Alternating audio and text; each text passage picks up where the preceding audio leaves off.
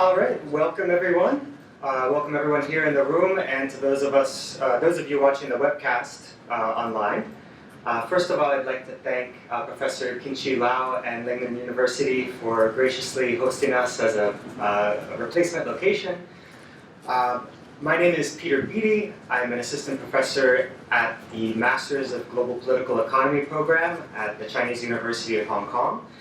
Our program was started after the Great Financial Crisis, or the GFC, and it was formed explicitly to offer an education to help future leaders and citizens to avoid similar catastrophes. So here I'm not talking about the relatively well-known or much discussed causes of the GFC, things like financialization, deregulation or feckless regulation, derivatives or weapons of mass financial destruction. I'm talking about the intellectual causes. So the intellectual rot that allowed global leaders in government, academia, and business to believe that the market, blessings be upon it, the market is self-regulating and that self-interest and the invisible hand would protect us all from danger. I'm talking about economic orthodoxy, mainstream neoclassical economics, which sadly, to a large extent, has more in common with dogma than science.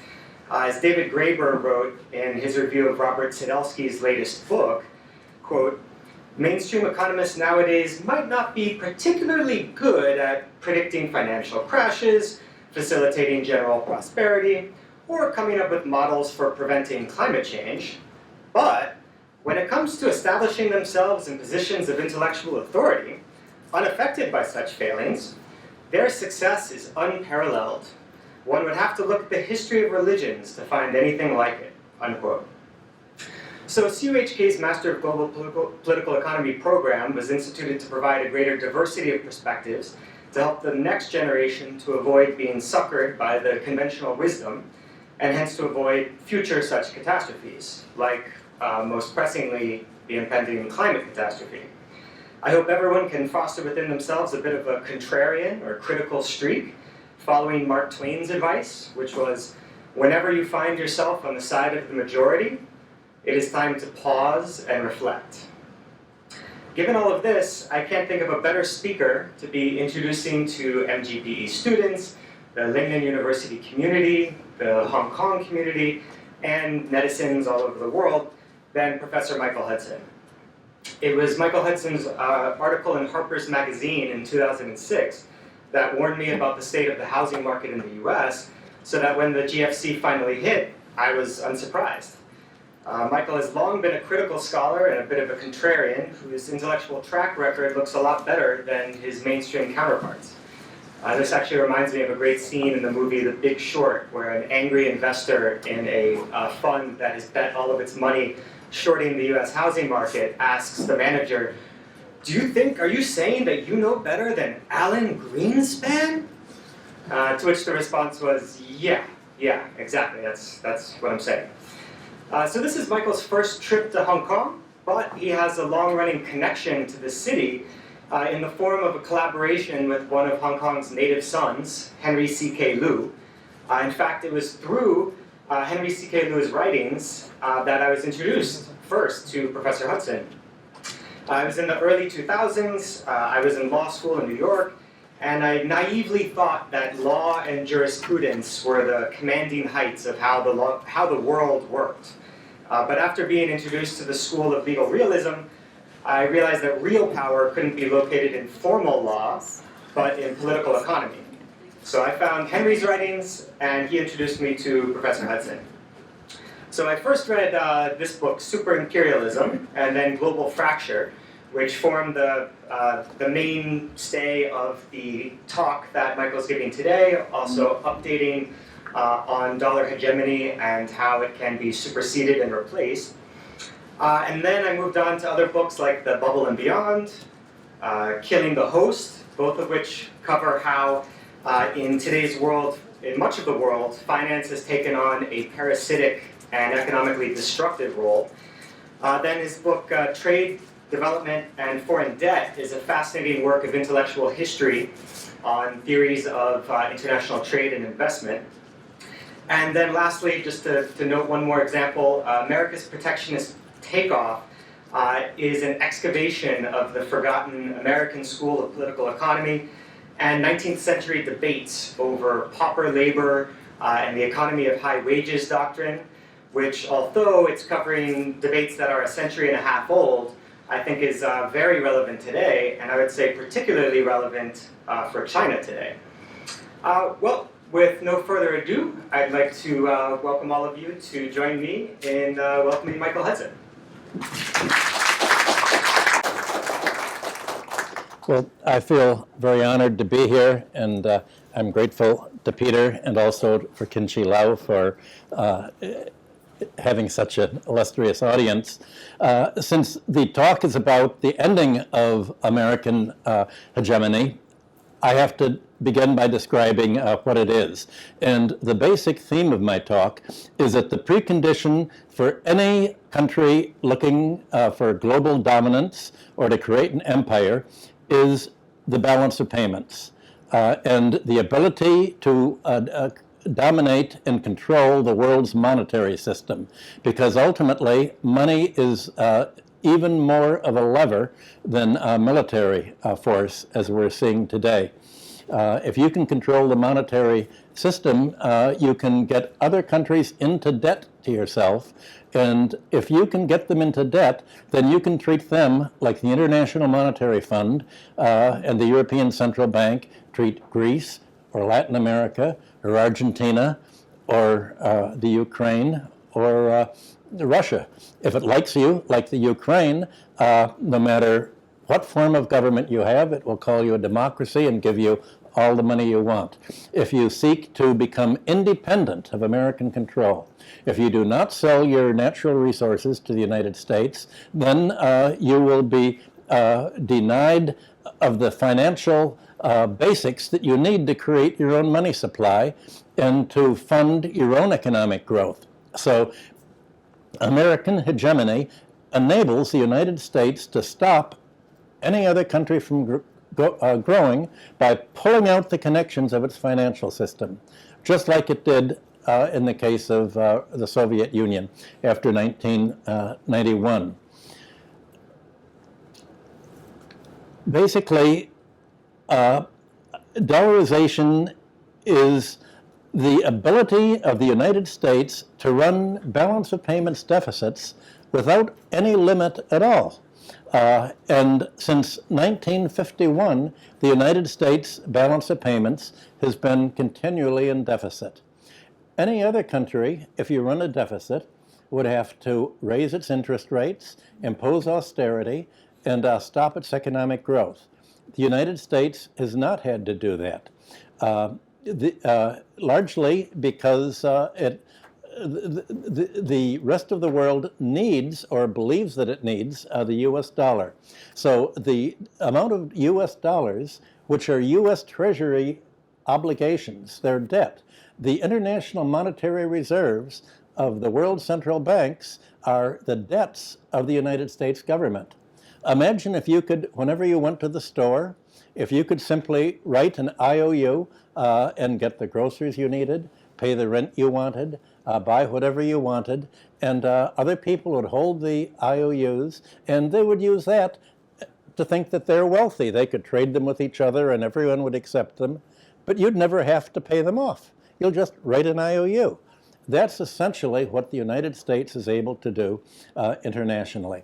And the result is that the amount of US government debt in international reserves is 30 times the amount of China's RMB and 3 times the amount of euros. So the United States can run a trade deficit and a military deficit and just spend money into foreign countries. Other countries, you know what happens to them if they run a deficit. They have to go to the International Monetary Fund, which is a small office in the basement of the U.S. Pentagon, and the International Monetary Fund will tell people, you'll have to sell your raw materials to United States and other investors. You'll have to buy your food and agricultural crops from the United States, not grow them yourselves. You will have to become dependent, or else we will make you look like we made Cuba or Iran or Venezuela look like. We will make you an outcast of the world monetary system. So basically, it's your money or your life. That is the deal that's being made. Why doesn't this happen to the United States? And the answer is that the dollar's unique status. Here's what happens. The United States will begin spending money on its 800 military bases around the world, and it will import manufactured goods from China and other countries that it no longer produces. When it spends these dollars, the dollars are received by Korea, other countries, and the recipients take the dollars and they turn them into domestic currency because that's what other countries use, and they get the domestic currency from their central bank. So they turn the dollars over to the central bank that now ends up with these dollars. Well, what does the central bank do with it? Until 1971, they would buy gold. And if they would buy gold, the U.S. would have less of them. But now the foreign central banks don't buy gold. They don't buy stocks or private sector bonds. They really don't have much of a choice to do anything except buy U.S. Treasury bonds. So they, when they buy U.S. Treasury bonds with them, they send the money back to the United States. It is recycled back into the U.S. government. So the U.S. government spends on military account. This gets into foreign economies. Their central banks turn them back in. And that is what has created the whole Western world into a dollar area. Everybody using the dollars. And for foreign central banks, Russia, other countries, even China for a while, these dollars and their reserves enabled them to expand their economy, to spend abroad, and continually grow. What is unique is that the larger the United States balance of payments deficit becomes, the more dollars are spent abroad and recycled to fund the domestic budget deficit. So the government doesn't have to borrow from the United States citizens and investors. It doesn't have to print the money. It gets the money to fund its military spending, which is the main factor behind the budget deficit, from other countries. So other countries are actually paying for these 800 military bases and are paying for the U.S. encirclement of them, which the U.S. will use in case other countries seek to misbehave and withdraw from the dollar area. So this is essentially a way of making other countries pay for U.S. policy. And what does the U.S. policy want? It can then go to other countries and say, we want you to follow our neoliberal policy. And the policy is privatization. They have to sell off their public domain, their public infrastructure, their electric utilities, their raw materials, their oil, to American buyers. And the hope is that when foreigners buy a U.S. Treasury bond, they get less than 1% interest. But when Americans buy foreign private investors, buy foreign industry, the idea is they can make at least 25% per year. I did a study of the balance of payments of the oil industry in 1965, and every dollar invested in foreign oil in balance of payments terms was recovered within 18 months. So you have a in 1 year, you recover all the money, and it's a constant doubling time. The plan of the United States at that time in the 1960s, and the argument put before the oil industry to Congress, which I actually was hired to write, was if we can make so big a profit on other countries, pretty soon we will get so much investment from them that we can afford to spend our money abroad and maintain our military control of them so that nobody would dare withdraw from the system. So that's basically the system we have today. And it's counterintuitive. It's not fair, and you won't find it in economics textbooks, because economic textbooks say how everything that exists is inevitable and the result of equilibrium and the best of all possible worlds, otherwise we'd have a different world. Well, it's not inevitable, and I'm going to spend the rest of this talk explaining how we got here to this situation, so you know how to get out of it, if indeed you want to. Basically, the problem began in World War I and intensified in World War II. World War I was basically a fight between a finance capital countries, Britain and France, arming to prevent what they thought was a threat, and that was a threat of socialism, specifically state socialism of Germany and Central Europe. What made Germany and Central Europe different from England, the United States, and France was that there was a unity between the government, heavy industry, very largely based on armaments and building ships and a navy, and banking. And the difference between German banking and Central European banking and English banking was the difference between short-term and long-term. The government representatives and the bankers would get together with the industry and say, how much credit do you need to grow? When German banks would invest in a company, they, unlike the British banks, they would not ask all your dividends should be paid out quickly. They'd say, don't pay out the dividends to investors. We don't want the dividends. We want your company to grow and to take our gain in the form of capital accumulation. By contrast, in 1914, the British financial press began to publish warnings saying they feared England would lose the war to Germany because of financing. Its banks wanted quick payouts. The stock market was hit and run. It was basically rife with fraud, and the stock market people would put investors into a company and then just sort of leave it there. There was no long-term growth and no work between government and finance and industry together. That was what they called the free market. Germany realized that to develop, it had to do just what the United States did, and what I described in America's Protectionist Payoff. You need the government to invest in basic infrastructure to lower the cost of doing business. That if the government would run your transportation system, your telephone system, your communication system, it could provide services at cost or at a subsidized basis or freely. Public health, healthcare, medicine, all of this was viewed as a capitalist policy, and at that time, people thought that industrial capitalism was going to evolve into socialism of one form or another. There were many kinds of socialism. There was state socialism in Germany, run by the heavy industry.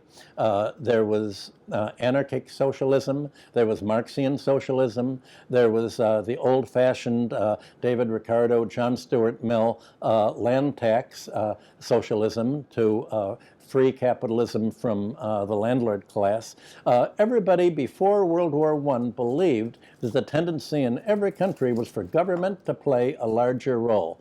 And the general word for this was socialism. And the main supporters were capitalists, because the capitalists wanted the government to subsidize their development, to lower the cost of doing business, lower the cost of living, and if the government would provide medical care, a healthy population, then employers could pay their workforce less, because they wouldn't have to pay for the labor force paying all these higher costs. Well, it seemed to be that Germany, as an economic system, was destined to dominate the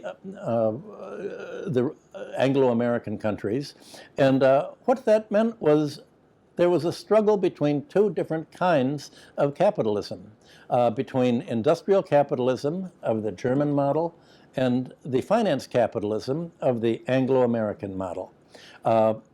What changed matters, of course, was that the United States entered the war on the side of England, largely because the American financial system had changed away from industrialization towards the British system. And the day just before America entered the war, J.P. Morgan went to the White House and convinced the President Wilson that indeed we had lent so much money to England to buy armaments that if we were going to collect the money that England owed us, that we sold them on credit, we would have to go to war and make sure that it won so it would have enough money to pay the American arms exporters. I go over the story in great detail in Super-Imperialism. Well, the problem, America did indeed come in, destroy Germany, and the problems all begin when the peace occurred. The question was, what were the terms of peace? And America did something that was very different from European experience. When England went to war against Napoleon with its allies, when it had gone to war with other countries, European countries, once the war was over, the winners would typically forgive the debts of the support that they'd given each other. And the English imagined that somehow the Americans were going to act like 18th century and Englishmen would have acted and said, okay, we've won, we're all on the same side, you don't have to pay us for all of the arms that we sold you before we entered the war. America did agree not to make England pay for the rifles and the bullets and the airplanes that it contributed during the war, but before America entered the war, France, England, and the Allies had borrowed a huge amount of money from the Americans to buy the arms to fight Germany. Well, the inter-allied debts were so large, so they were beyond the ability of England to pay without going bankrupt, as it did in any case by 1926, when you had the great general strike in England. Germany was obliged to pay England and France so much money that they could turn around and pay the Americans. And John Maynard Keynes wrote a number of wonderful essays on the Treaty of Versailles is an economic disaster, saying there is no way these debts can be paid. The Allies, because of the American insistence on being paid for the World War I debts, they are going to have to insist on huge German reparations. The reparations included taking away the most productive, economically profitable German lands bordering France, taking Germany's monetary reserves, driving it so bankrupt that you had the hyperinflation of the 1920s, 21. You had the collapse of the Reichsmark. You had the conditions that ended up producing Nazism and that led to World War II. Well, by 1931, after the Depression of 1929, it was obvious that that the whole world was being torn apart by America's demands, the American government's demands on European governments to impose austerity and pay them. And so they suspended the inter-allied debts, and they suspended German reparations, although the United States says we're keeping these debts on the books in case you ever do get money, we're going to want whatever you have. So the result is that Germany ended up with Nazism. Once again, England and France realized that there was a fear of German growth, and the result was another war between England, France, and Germany, with America joining in. And this time, the American strategy against England was very different from what it was in World War I. President Roosevelt and his cabinet did not like England very much. They thought, we can use World War II as an opportunity to break up the British Empire, and we can pick up the pieces. And by making England indebted to us again, as we did in World War I, we can make it settle the debts by breaking up the empire and following an American-centered world, this time with free trade, now that we have all the gold. Well, by the time World War II ended in 1945, America had not only half of the world's monetary gold, that is the gold in central banks, but it had the largest industrial capacity in the world because it had built up all this industrial capacity during the war to provide the arms to fight Germany. Well, by 1950, the American trade surplus and domination had grown so much that it had accumulated about 75%, 3/4 of the world's monetary gold. The rest of the world, Europe, Asia, Latin America, were all put sort of on rations, and they were being stifled in their growth while the United States was taking off.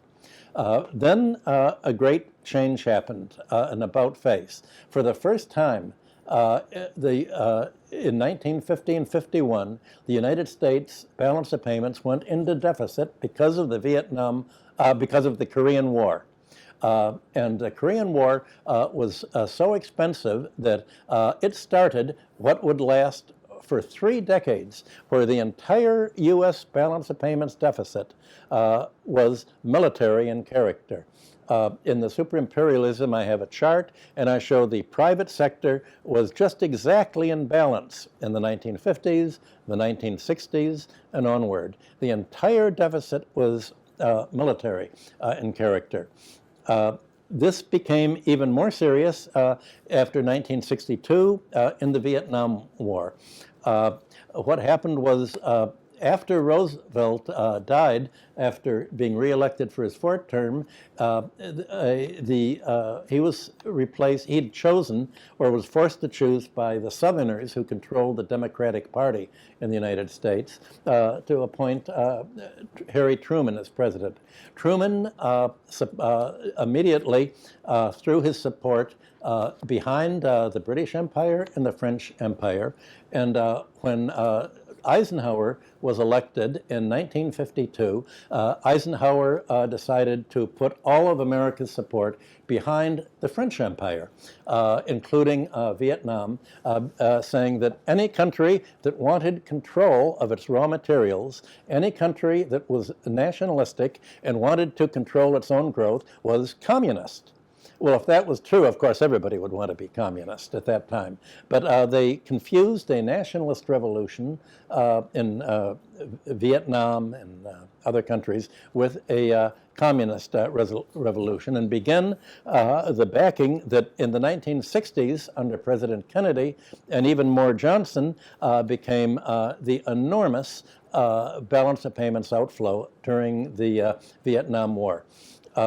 Every American soldier in Vietnam used 1 ton of copper per year. The American strategy was, if you can fill all of the air full of bullets continually, there won't be anyone surviving to fight you.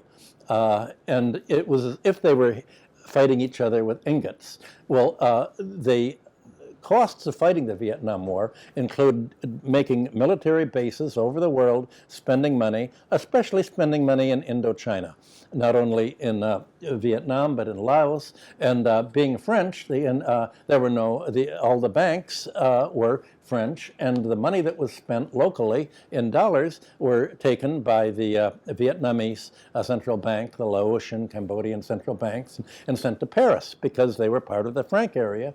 And General de Gaulle would then very conspicuously every month say, we've got so many dollars, please give us gold for these. At the time, I was Chase Manhattan Bank's balance of payments economist during the mid-60s, and every Friday we would wait for the Federal Reserve's report that came out on U.S. gold holdings. And at that time, every printed dollar bill or $10 bill or current printed currency in your pocket had to be backed 25% by gold. And so we looked at the currency, pretty steady, and we looked at the gold supply dropping and dropping and dropping each month, not only from General de Gaulle with his nice speeches, but Germany that cashed in the gold without making the speeches. And it was obvious to us that the United States was going to go off gold. Surprisingly enough, to many of you, it was Wall Street that opposed the Vietnam War for that reason. When I joined Chase Manhattan Bank, George Champion was the chief executive officer of it, and he was against he said America's war in Vietnam is not fiscally responsible. It was pushing the country into budget deficit and balance of payments deficit.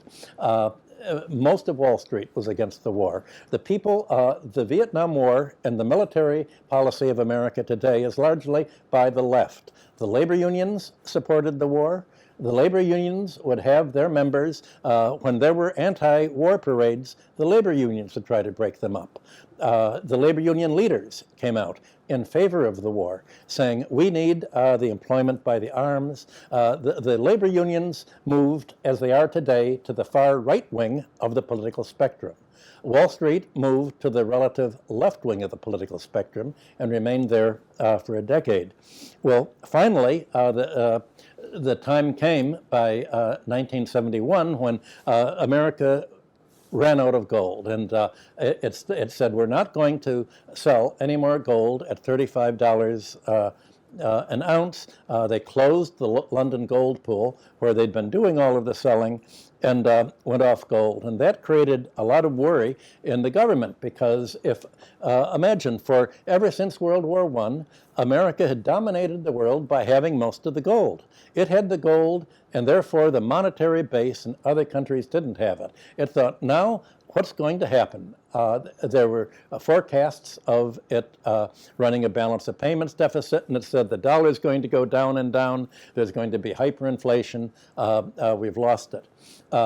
I didn't think that would happen, and I wrote my book, Super-Imperialism, to show that without getting gold, what were central banks going to do with all of these dollars that were being pumped into the world monetary system? Well, I said they only have one choice. They're not going to buy U.S. stocks. They're not going to buy U.S. companies. They're not going to buy real estate. They're going to buy treasury bonds. And instead of the gold standard, we now have a U.S. treasury bond standard. And I gave a speech at Drexel Burnham for their annual meeting saying this. And Herman Kahn, who was a military strategist, you may know him from the movie Dr. Strangelove that was based on him, immediately hired me and told me that the largest purchaser of the book, Super-Imperialism, 2,000 copies, was the Defense Department and the CIA. And they looked at it as a how-to-do-it book. I had thought that socialists would read it, but the socialists wanted to say, America's weak, we won, it's ended the war. The Defense Department said, my God, you've showed us how we pulled the biggest ripoff in history. This is wonderful. They gave the Hudson Institute an $85,000 grant for me to explain super-imperialism to them, and I quickly became the highest paid American economist in North America by going around explaining all of this. Much to my surprise, I thought somehow some other country is going to do something about this. It was translated into Spanish, and I know the Russians were working on it. But what happened was that all of a sudden the world became more dependent on U.S. government debt than they had become dependent on gold. Well, now you can fast forward. This was in 1971 and 2.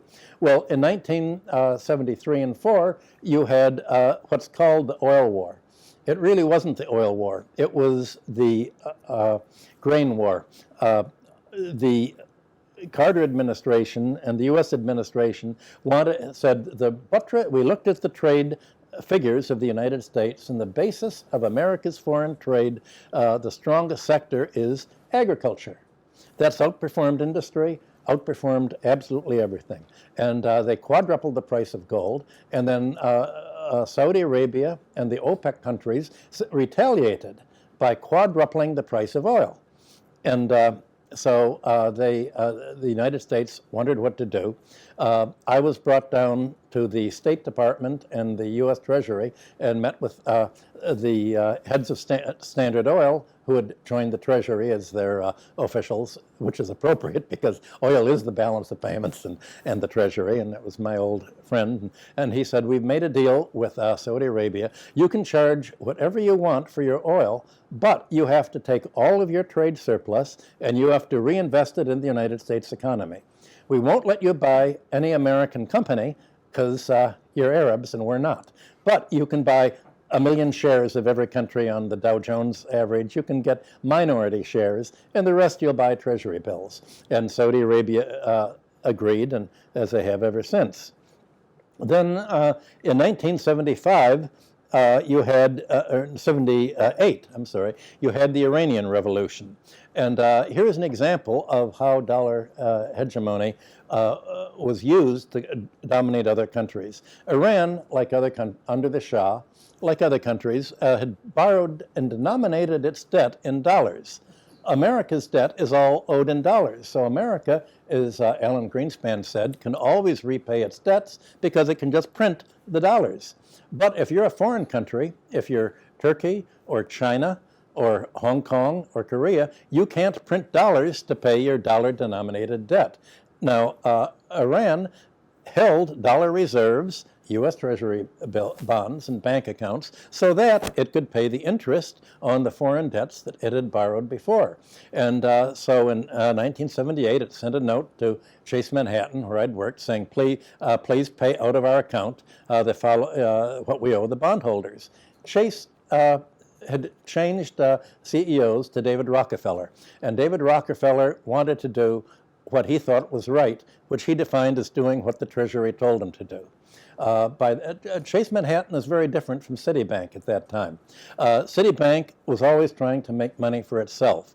David Rockefeller was essentially had thought of becoming Treasury Secretary, but wanted to do what the government told him to do, thinking that was good citizenship. And so he said, okay, we're not going to pay the money out of Mr. Khomeini's account now that we don't like Khomeini, we like the Shah.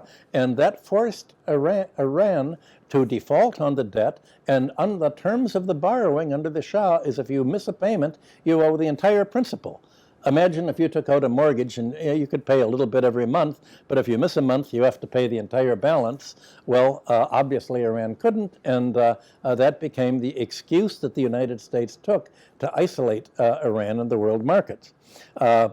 Similar thing happened in 1985 with Japan.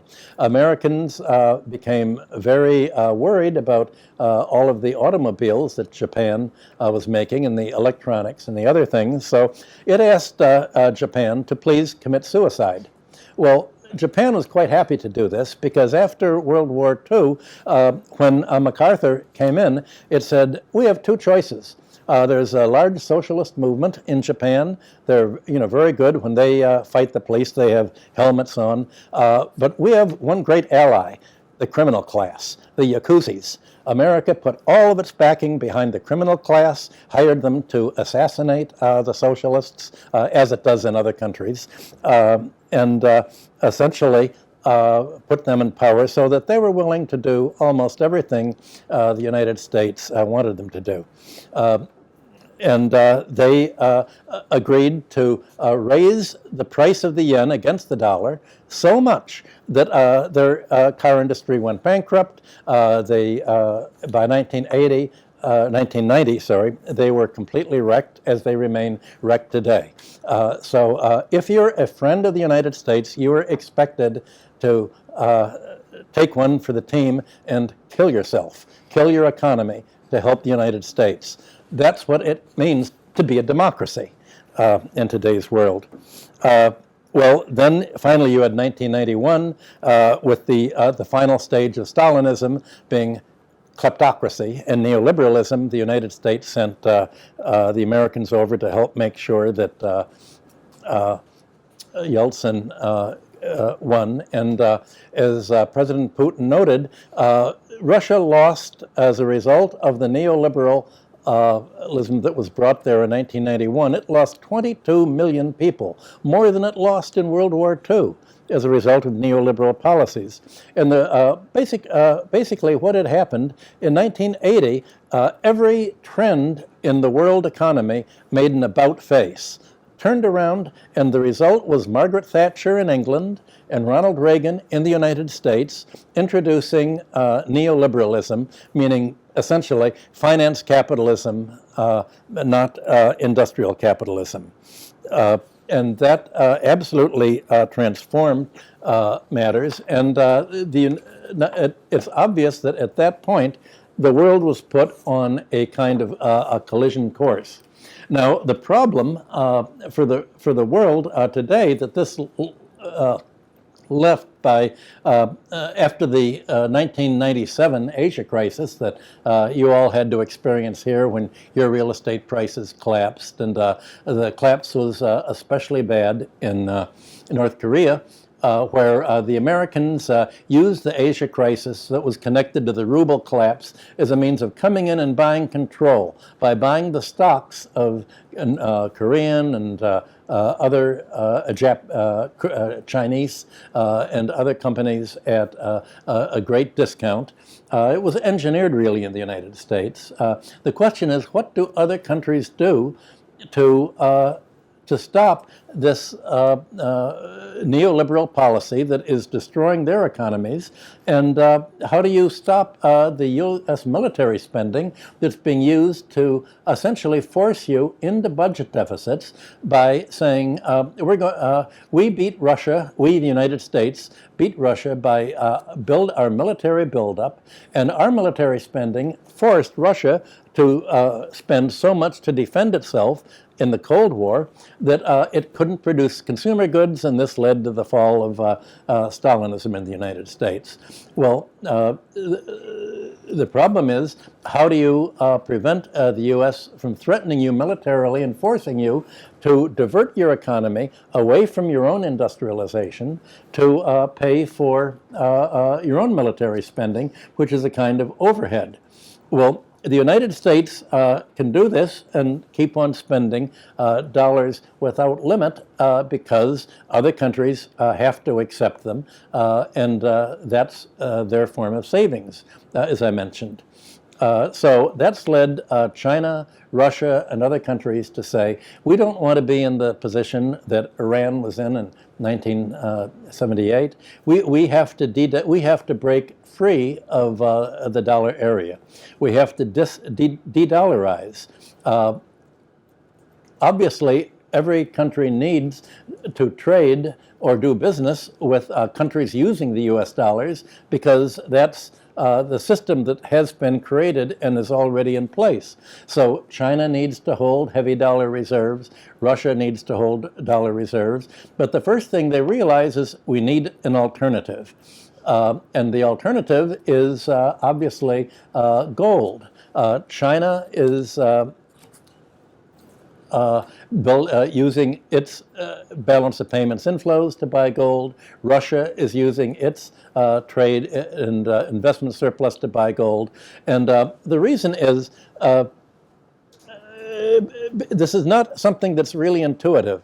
In 1975, Herman Kahn and I went to the White House, and we were trying to say there are certain advantages in gold. If you were to get all the countries in the world to agree on something to use, people would say, well, there are different things. China liked silver, there are other things. But Herman Kahn put a map of the world up, and he said, what are the countries that don't like gold? And it was the Western Europe and the United States, countries with a faith in government. What are the countries that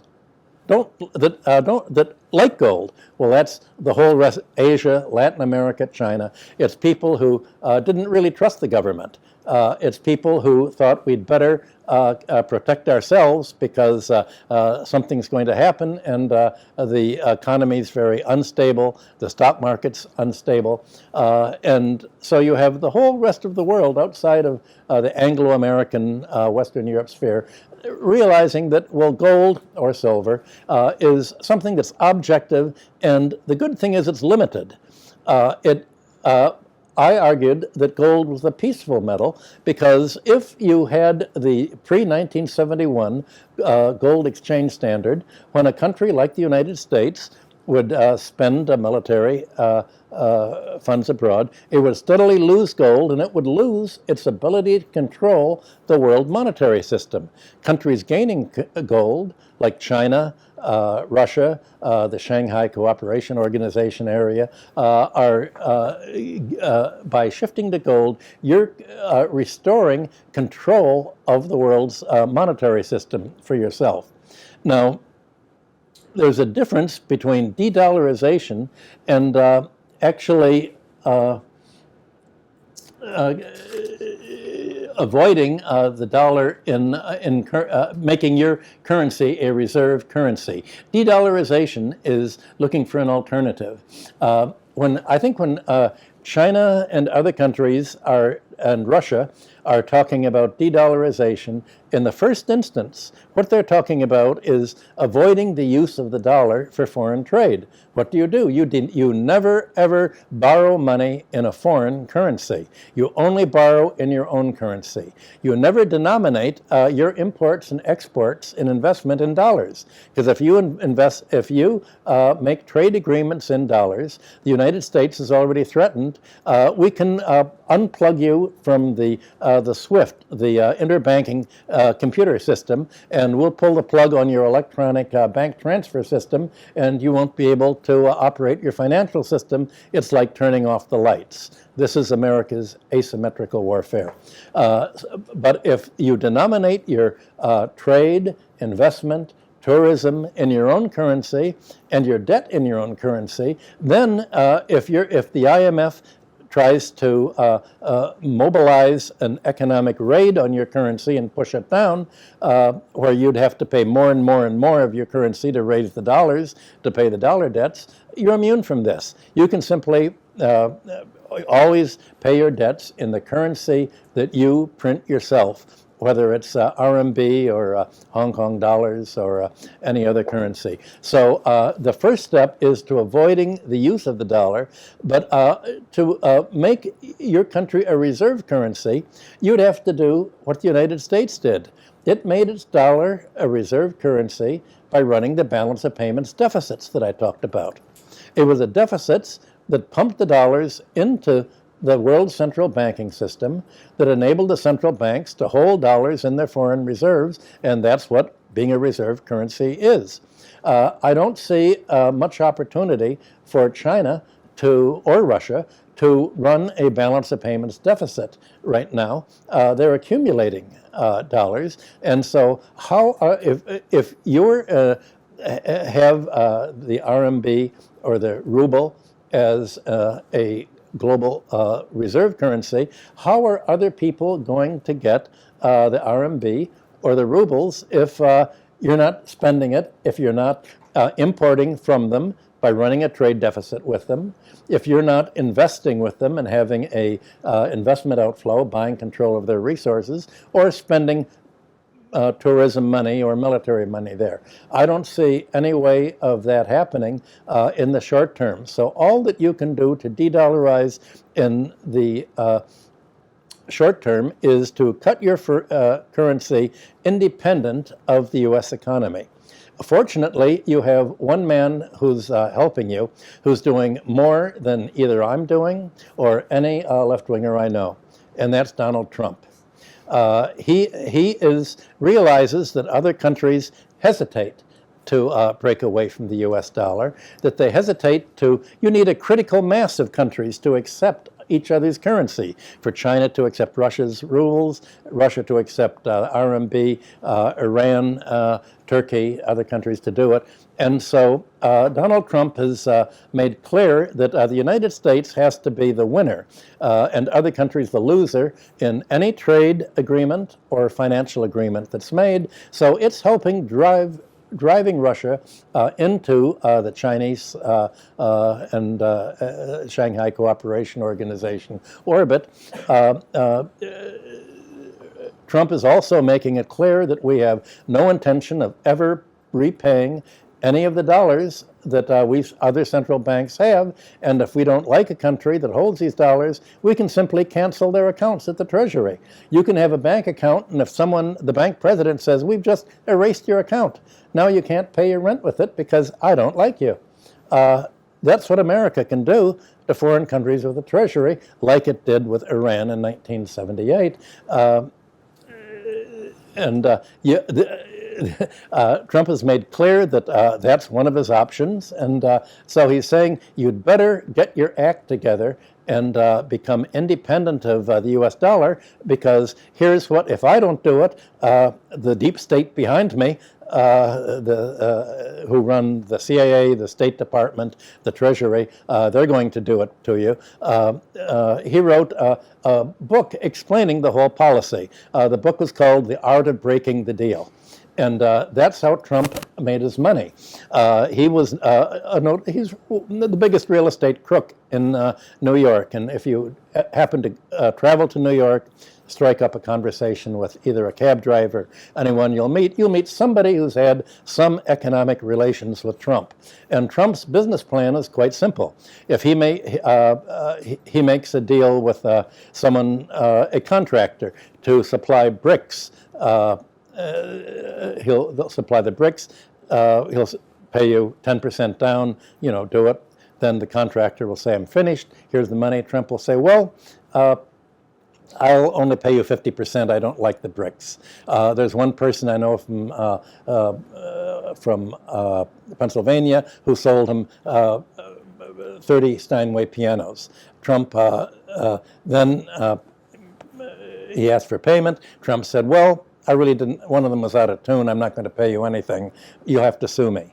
In the United States, it takes 5 years and at least $50,000 to bring any lawsuit, and the courts are very, very, well, they're about as crooked as Bolivian courts, I think. It's a hell to try to sue Donald Trump. Not many people have collected. I gave an archaeology talk, and a man came up to me and said he was an architect, and actually the architect for the bathrooms in Trump Tower. And he designed the bathrooms. They made the tower. He said they built them very shoddily. And then he sent the bill, and Trump said, well, we don't like the design. We're not going to pay you.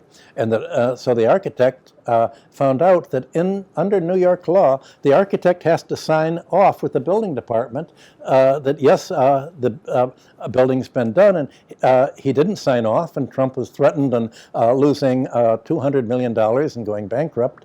He was the only person that I know who got the bill paid. But Trump also stiffed the banks that financed him, and nobody will deal with him except Russian kleptocrats and money launderers, which is, he found that he could make a whole real estate business, not in selling to renters. Here if you have a developer in Hong Kong, you're looking for either a apartment buyer or an investor to buy your apartment. Trump looked for a foreigner with extra dollars that they wanted to hide and get out of their country in a hurry, and most of these apartments were essentially not for living, not for using. They were a way that money launderers and kleptocrats could save their money. You know the joke about people in America buy 100-year-old wine, or rare wines as a kind of trophy to collect. And someone paid $5,000 for a big bottle of Richburg wine, and they actually tried to celebrate and have a party and poured it all out. Being 50 years old, or I think it was even 75 years old, it was turned to vinegar. And the buyer complained to the auction house and said, this wine's turned to vinegar. And the auction house said, that wine's not for drinking, that's for trading. Well, that's what Trump's apartments are for. They're not for living in, they're for basically trading. And he became a television celebrity and was elected president because the Democrats under Hillary said this election is over who is the lesser evil. And the Americans made, I think, the right choice. Trump was the lesser evil. the alternative was World War III. Of course, it was the lesser evil. We're still living in the aftermath of that. So essentially, you have Donald Trump trying to conduct American foreign policy, its economic policy, its monetary policy, and military policy of we win, you lose, unless you de-dollarize. I tried to make that point, and with all these books, a lot of people read them, but I couldn't come near to what Donald Trump was able to do. So I'm sure that I've moved very fast, and I think now we should probably take some discussion, and I can explain anything that I've left out as to what the world what you need to do.